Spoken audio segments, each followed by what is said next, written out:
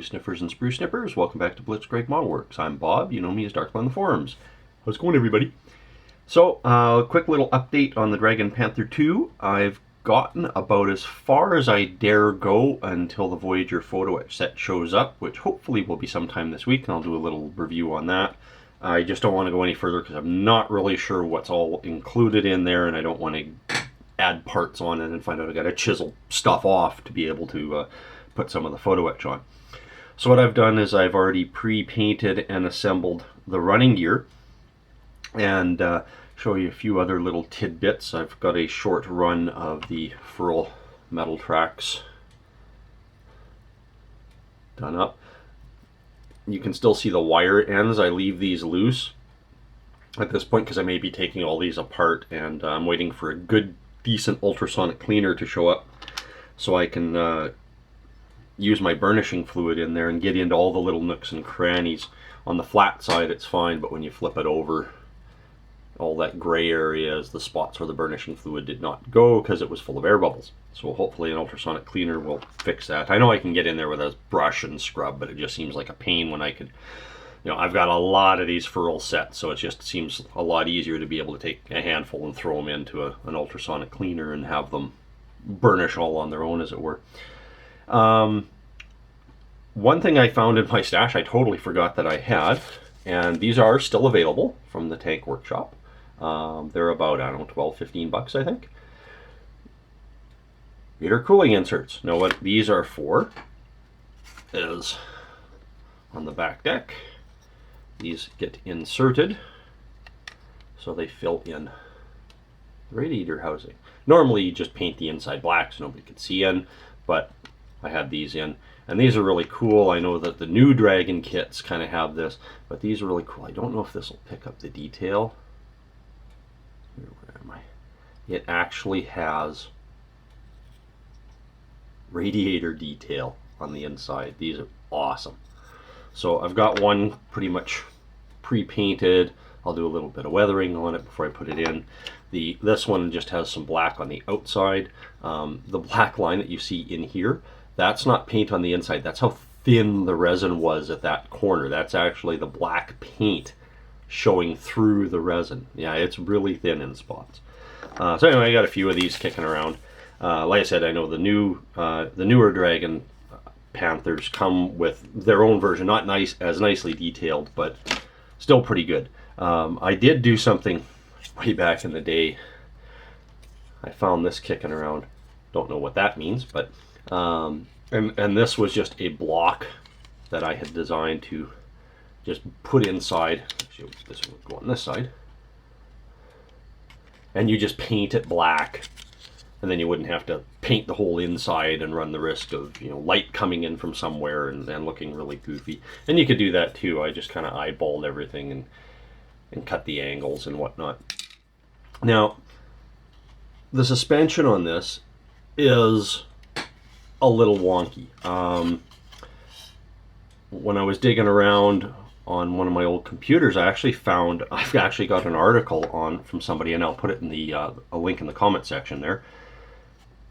Somebody, because there was an actual lower hull completed, Panzer Tracks, I believe it was, had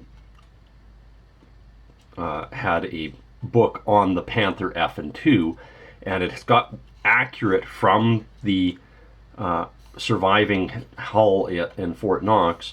They've got 1/35 scale drawings, and apparently Dragon kind of screwed the pooch because they didn't want to do everything right, and the hull is actually about 5 millimeters too short. You cut this section off and extend it 4.5 millimeters, and then the back plate goes back another 5 millimeters. Realistically, it's a lot of work. It's a heck of a lot of work for what it is. I'm fine to leave it the way it is and just build it out of the box. But like I said, the guy did a really awesome job. He has a lot of details showing what he did, and I'll post a link in the comment section below. Anyway, back to the suspension. Really cool interleaf suspension. It's nice how the spacing of the rear couple of wheels is kind of off. which is how it looks on the real thing, except the spacing is not quite right because the hull's too short. But I did notice something trying to assemble this, that when you put the outer road wheels on, they fit just fine. But when you put the inner road wheels on,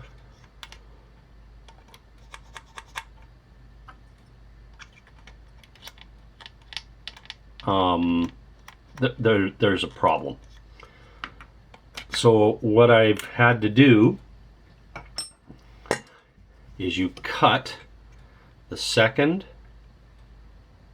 4th, and 6th road wheel stations to 5.8 millimeters. You can go a little bit shorter, that's fine, because the collar will stop it. It will only go on so far. But when you have them cut, the inner stubs will be notably shorter than the outers. And like I said, it will only go on, get the light here, so there we go. It'll only go on so far. And the outers are like so. Just done like that. I've also put some Mr. Surfacer on to kind of help replicate a cast texture. I will be replacing these bolts. I picked up some Ming conical bolts. No. So I'll use some of those for that, and then I'll have to put some bolt detail on this ring, and then the gun itself is pretty much done. Actually, I did some scaling on the hole. An 88 millimeter round in 1/35 scale is right at about 2.5 millimeters, and this was actually drilled out to about 2. I have access to a small lathe, so I just chucked a 2.5 millimeter drill bit in and bored it a little bit, and it's fine now. I'm not going to bother with any rifling. Probably, well, you probably would see it at that scale, but that's where I stand right now until that Voyager set shows up. There's not a whole heck of a lot I can do other than getting rid of the mold seams on these, and I will put them on said lathe and just trim that off. I mean, you could just use a sanding stick and sit there and go like that, that's fine. But for those that are kind of wondering, okay, why all the different colors, at the time the Panther II probably would have come out, the German military was ordering armored vehicles to be painted in a color called RAL 6003 6003, which is roughly an olive drab. They're the German version of olive drab, so the vehicle would have been painted entirely in olive drab instead of the mustard yellow. So my vehicle is going to be an overall green, which is why the inside of the road wheels are green, because they would not have been painted, and the outside mustard yellow ones are replicated that they were painted before they were put on. They may have been replacements. These two pinkish ones are going to replicate replacement wheels that are still primered, that have not been painted at the factory yet. I have to do a little bit of research to find out what kind of markings. They might have put chalk markings or grease paint markings or something on to ID them for part numbers, or maybe units to deliver to, something along those lines. And these are pink on both sides. These are, actually was playing around with some Tamiya washes. This one is panel line accent color brown, and this is the dark brown, and they're both put on to about the same amount. Dark brown's obviously much deeper color. Like I said, that's about as far as I can go. I can get all the road wheels and that done, and get these done. I don't even want to do a lot of work on the turret, because I don't know what all the photo etch is, and you know, if it's going to be better than what comes in the kit, or what else I can use out of that. So until that shows up, like I said, hopefully later this week. That's it for me. Thank you very much for watching. Like and subscribe for updates. I really appreciate you guys helping make the channel such a success. Talk to you later, guys. Bye-bye.